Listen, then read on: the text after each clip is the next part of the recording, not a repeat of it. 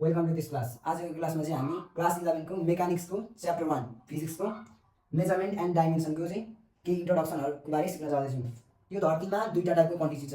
एउटा physical quantity, अर्को non physical quantity. Physical क्वान्टिटीलाई चाहिँ साइन्सले डिफाइन गर्न सक्छ भने नन फिजिकललाई चाहिँ साइन्सले छुँदैन पनि। So physical quantity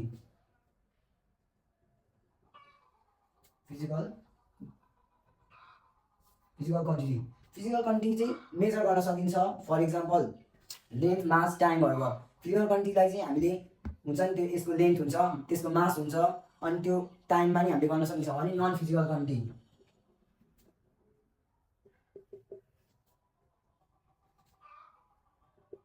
non physical quantity भनेको चाहिँ लभ, हेट, त्यो फिलिङहरू हुन्छ नि, त्यस्तो चाहिँ हाम्रो नन फिजिकल क्वान्टिटी हो। सो फिजिकल क्वान्टिटी पनि दुई टाइपको छ। हामीले चाहिँ आज यसको बारेमा केही कुरै गर्दैनौँ किनकि साइन्सले यसलाई अघि मैले भने हात पनि हाल्दैन। सो आज हामीले पढ्ने भनेको फिजिकल क्वान्टिटी। यसको दुईवटा टाइप हुन्छ, एउटा फन्डामेन्टल क्वान्टिटी, अर्को डिराइभ्ड। फन्डामेन्टल क्वान्टिटी भनेको इन्डिपेन्डेन्ट हुन्छ र कुनै पनि अरू क्वान्टिटीमा डिपेन्ड हुँदैन भने डिराइभ्ड क्वान्टिटी चाहिँ अरूमा डिपेन्ड हुन्छ। फर इक्जाम्पल जुल, पास्कल, त्यस्तो भयो भने नन यो फन्डामेन्टलको इक्जाम्पल दिँदा चाहिँ हाम्रो त्यो सेभेनवटा फन्डामेन्टल युनिट्सहरू चाहिँ लेन्थ, मास, टाइम्स, तिनीहरू चाहिँ फन्डामेन्टलमा पर्छ। अब हामीले यसको इन्ट्रोडक्सन बुझिसकेपछि अब हाम्रो चाहिँ यो फन्डामेन्टल अब चाहिँ हामीले यो फिजिकलको इन्ट्रोडक्सन दिइसक्यौँ। अब यो डिराइभको केही क्वान्टिटीहरूलाई चाहिँ हामीले फन्डामेन्टलमा चाहिँ कसरी लाने भन्ने बारे सिक्न जाँदैछौँ।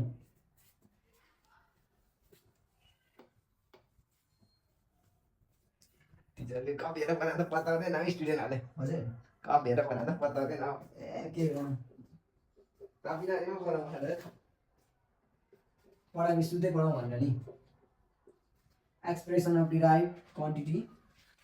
च्याप्टर पनि कम थियो अब त्यहाँदेखि च्याप्टर लेखेको च्याप्टर लेखेर कति च्याप्टर हो च्याप्टर 1 हाम्रो टिचरले खाइछ। Expression of derived quantity into fundamental quantity. Fundamental अब acceleration, ACCELERATION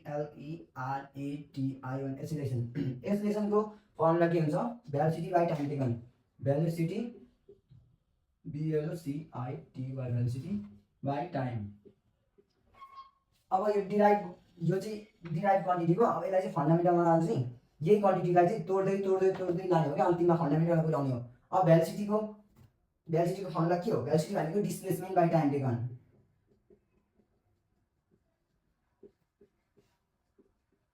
displacement by time होइन, बाई अझै यसको नि यो टाइम पनि भएको छ। टाइम भनेको हामीले किन तोडिनौँ भने टाइम अलरेडी फन्डामेन्टल क्वान्टिटी नै हो, त्यसैले। सो यसको चाहिँ के हुन्छ भने डिस्प्लेसमेन्टको अर्को यसलाई अझै तोड्ने हो भने यसको लेन्थ आउँछ, अनि टाइम, यो टाइम यहाँ माथि जान्छ, अनि यो हामीलाई थाहा छ म्याथमा। सो बाई टाइम स्क्वायर हुन्छ, by time square. So acceleration चाहिँ एउटा लेन्थमा अनि टाइमको दुईवटा फन्डामेन्टल क्वान्टिटी मिलेर चाहिँ एक्सेलरेसन बनेको छ। यसको फन्डामेन्टल अब यो हामीले के गर्यौँ भने यो एक्सेलरेसन चाहिँ डिराइभ क्वान्टिटी भयो, यसलाई चाहिँ हामीले फन्डामेन्टलमा गएर हेर्दा चाहिँ यो दुईवटा लेन्थ र टाइमले मिलेर बनेको छ भनेर बुझियो। सो अब हामी अर्कोतिर जान्छौँ। अर्को भनेको हाम्रो फोर्स सबैलाई थाहा छ। फोर्स भनेको एमए, फोर्सको फर्मुला के हो, FORC। फोर्स भनेको एमए भनेको एउटा भनेको मास हो, एउटा भनेको एक्सेलरेसन हो। मास त अब भनेको सुरुदेखि नै फन्डामेन्टल क्वान्टिटी हो। एक्सेलरेसन भनेको चाहिँ के आएको थियो हाम्रो, लेन्थ बाई टाइम स्क्वायर। हामीले भन्दा अगाडिको सोल्युसन गर्दाखेरि एक्सेलरेसनलाई चाहिँ लेन्थ र टाइमको फन्डामेन्टल क्वान्टिटीमा हामीले टुक्राएको थियौँ नि त। सो फोर्स चाहिँ कुन दुईवटा क्वान्टिटीमा डिपेन्डेन्ट छ भने मास, लेन्थ अनि टाइममा डिपेन्डेन्ट छ। अब हाम्रो अर्को रहेको छ हामीले सबैभन्दा थाहा भएको प्रेसर है, PRESSURE। Pressure equals to force by area. Force भनेको के हो, अघि हामीले भन्दा अगाडि के अरे mass length by time square थियो नि त। सो हामीले तर यसमा चाहिँ तोड्दै जाउँ है त्यसलाई पनि। फोर्स भनेको एमए हो होइन, मास इन्टु एक्सेलरेसन हो, बाई एरिया भनेको एल स्क्वायर हामीलाई थाहा छ, अनि मास भनेको एमको एमए भयो, एक्सेलरेसन भनेको के थियो, velocity by time taken into velocity by time हुन्छ होइन। यो टाइम बाई यो बाई एल स्क्वायर यहाँ लेखौँ है, अलिकति यता लेख्दा हल्का बुझिँदैन। सो हामीले अब मासको मास इन्टु भेलोसिटी भनेको के हो displacement by time taken displacement by time taken by time by L square so डिस्प्लेसमेन्टको M into L by T by L square अब यसलाई सल्भ गर्दाखेरि हाम्रो के आउँछ भने mass by length into time square अब यहाँ के भने यो लेन्थको स्क्वायर यो लेन्थलाई काट्यो अनि टाइम यो टाइम मल्टिप्लाई टाइम स्क्वायर भयो अनि यो लेन्थ बाँच्यो जो यहाँ आयो सो हाम्रो प्रेसर केमा डिपेन्डेन्ट छ प्रेसर पनि मास लेन्थ र टाइममा डिपेन्डेन्ट छ expression of derive quantity fundamental quantity पनि लगभग सक्यौँ यसपछि हाम्रो हुन्छ फिजिकल क्वान्टिटीको दुईवटा भाग छ एउटा न्युमेरिकल अर्को युनिट न्युमेरिकल अर्को युनिट न्युमेरिकल मतलब नम्बर भइहाल्यो नम्बर त्यो 1 देखि लिएर इन्फाइनाइटसम्म नम्बर आउन सक्छ अनि युनिट भनेको चाहिँ के हो भनेर यसले चाहिँ हामीलाई भन्छ अब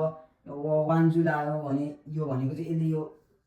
के हो भनेर जनायो यो जुलले चाहिँ अब हेर्नु त अब यसमा अब हामीले 200 लेखेँ अब यो 200 त के हो नि अब यसको पछाडि मैले पिए लेखेँ भने यो प्रेसर भयो यसले चाहिँ यो युनिटले चाहिँ यसको स्ट्यान्डर्ड जनायो नि त 200 पी भनेको प्रेसर लाग्यो भनेर हो युनिट भनेको चाहिँ यो हो सो युनिट पनि दुईवटा टाइपको हुन्छ युनिट युएनआइटी युनिट पनि दुई प्रकारको हुन्छ एउटा फन्डामेन्टल अर्को डिराइभ्ड फन्डामेन्टल युनिट त्यही साथमा हुन्छ जुन चाहिँ कुनैसँग डिपेन्डेन्ट हुँदैन भने डिराइभ्ड युनिट चाहिँ डिपेन्डेन्ट हुन्छ फन्डामेन्टल युनिटसँग अब फन्डामेन्टल युनिटको इक्जाम्पल दिने हो भने यसको इक्जाम्पल दिने हो भने मास केजी सेकेन्ड अब यसको इक्जाम्पल दिने हो भने metre per second square pascal pascal अब सिस्टम अफ युनिट पढ्छौँ हामी यसपछि युनिटको इन्ट्रोडक्सन सकिएपछि अब यसपछि हाम्रो system of unit SYSTEM system of unit so फर्स्टमा सिस्टम अफ युनिटको इन्ट्रोडक्सन दिनुपर्दा the system in which different physical quantity are measured in certain unit or the system of unit different physical क्वान्टिटीहरू चाहिँ measure गरिन्छ एउटा युनिटमा राखेर भने त्यसलाई चाहिँ सिस्टम अफ युनिट भनिन्छ सिस्टम अफ युनिट चारवटा रहेको छ सुरुमा एमकेएस सिस्टम त्यसपछि सेकेन्डमा सिजिएस सिस्टम थर्डमा भनेको एफपिएस सिस्टम चलेको छ अनि फोर्थमा भनेको एसआई सिस्टम भन्छ यसलाई चाहिँ एसआई सिस्टम सो एमकेएसमा चाहिँ के गरिन्छ भने लेन्थलाई मिटरमा नापिन्छ टाइमलाई लेन्थ मासलाई केजीमा नापिन्छ अनि टाइमलाई सेकेन्डमा नापिन्छ 5 मिनट टाइम भयो मेरो टी हल्का यस्तै हुन्छ कि टाइमलाई सेकेन्डमा नापिन्छ यसै गरी सिजिएस सिस्टममा पनि के गरिन्छ भने लेन्थलाई सेन्टिमिटरमा नापिन्छ सेन्टिमिटर मासलाई ग्राममा नापिन्छ है मासलाई ग्राममा नापिन्छ अनि टाइमलाई त्यही हो टाइमलाई सेकेन्डमै नापिन्छ यसमा पनि अनि एफपिएस सिस्टममा लेन्थलाई फुट एफओटी फुट मासलाई पाउन्डमा नापिन्छ अनि टाइमलाई सेकेन्डमा नापिन्छ सो एसआई सिस्टम चाहिँ के हो भने यो सिस्टम चाहिँ के हो भने चाहिँ नि द सिस्टम अफ युनिट एबिट by convention of scientist held and Paris of France in 1960 अनि यसले 7वटा फन्डामेन्टल युनिट अघि भनिहालेँ यसले 7वटा फन्डामेन्टल युनिट राखेको छ अनि 2टा सप्लिमेन्ट्री युनिटहरू पनि छ 7वटा फन्डामेन्टल र 2टा सप्लिमेन्ट्री युनिट एसआई सिस्टमले राखेको छ सो त्यो 7वटा युनिट त हामीलाई थाहा छ होइन त्यही पनि म लेखिदिन्छु SI U N I T unit SI system sorry unit होइन एसआई सिस्टम सो फर्स्टमा लेन्थलाई मिटरमा मिटर हो लेन्थको युनिट एमइटिआर मिटर हो होइन लेन्थको मिटर हो यसको सिम्बल एम हो अनि अर्को मास भनेको किलोग्राम यसको केजी हो अनि अर्को भनेको टाइम भनेको सेकेन्ड हो यो सब हामीलाई थाहा छ सेकेन्ड एस अनि टेम्परेचर हुन्छ अर्को टिएमबिइआरएटिआर टेम्परेचर हुन्छ यसको केल्भिन हो केइएलभिआइएन केल्भिन हो केल्भिन यसको सिम्बल के हुन्छ अर्को electric current एलइसिटिआरआइसी electric सियुआरआरइएनटी current something something spelling आइहाल्छ मैले यो हल्का रिभाइज गर्नुमा लेखिदिएको कि पिआरई एम्पियर यसको सिम्बल ए हुन्छ अनि यसको amount of substance एएमओयुएनटी amount of एसयुबिएसटिएनसी substance 1 number 2 number 3 number 4 number 5 number 6 number amount of सब्सटेन्सको मोल हुन्छ एमओएलई मोल हुन्छ यसको सिम्बल एमओएल हुन्छ हैन अनि 7 नम्बरको LUMINIOUS luminous intensity INTENSITY intensity यसको क्यान्डेला हो यसको युनिट CANDELA क्यान्डेला त्यो ए है अनि यसको सिम्बल CD हुन्छ CD यसको सिम्बल अनि हाम्रो दुईटा चाहिँ सप्लिमेन्ट्री युनिट हुन्छ जुन दुईटा चाहिँ 8 नम्बरमा रहेको छ plane angle PLANE plane angle माने तपाईले 2D सम्झिन सक्नुहुन्छ x र y मात्र हुन्छ जहाँ चाहिँ यसको युनिट चाहिँ रेडियन RADIN रेडियन अनि यसको सिम्बल चाहिँ रेड हुन्छ RED नै लेख्ने यसको सिम्बल चाहिँ अनि 9 नम्बरमा छ हाम्रो अर्को सोलिड एंगल यो चाहिँ 3D सम्झिन सक्नुहुन्छ सोलिड एंगल यसलाई चाहिँ हामी 3D सम्झिन सक्छौं यसमा चाहिँ x र y एक्सिस मात्र हुन्छ भने चाहिँ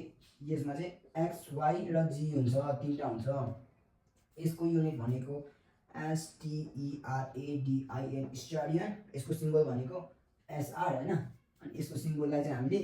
यो दिएर पनि रिप्रेजेन्ट गर्न सक्छौं जुन चाहिँ हामीले कहिले देखेको नि होलौं अब अर्को भनेको हाम्रो 1 किलोग्राम मास भनेको के हो कति हो किन भतेलाई नै किन 1 किलोग्राम मास भनियो भनेर बुझ्छौं हो मेटिदेन त 1 केजी मास 1 केजी मास 1 केजी मास भनेको कति हो अब हेर्नु अब फर एक्जाम्पल यसलाई 1 केजी मास लियो हैन कति अब यही किन 1 केजी मास हो त यसरी यो पनि हुँदा हुन्छ त 1 केजी मास किन लियो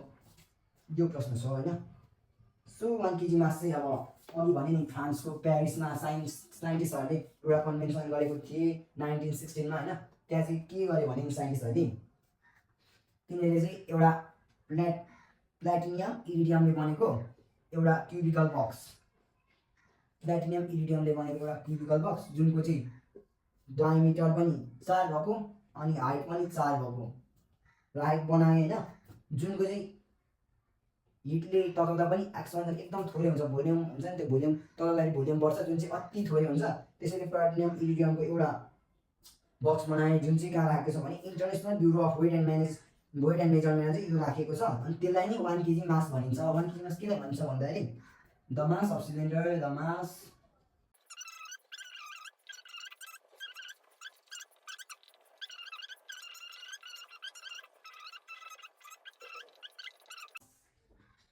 So 1 kilogram mass भनेको के हो भने यही हो the mass of cylinder made from platinum iridium having 4 diameter and height placed in International Bureau of Weight and Measurement is said to be the 1 kg mass. Simple. So thank you for watching.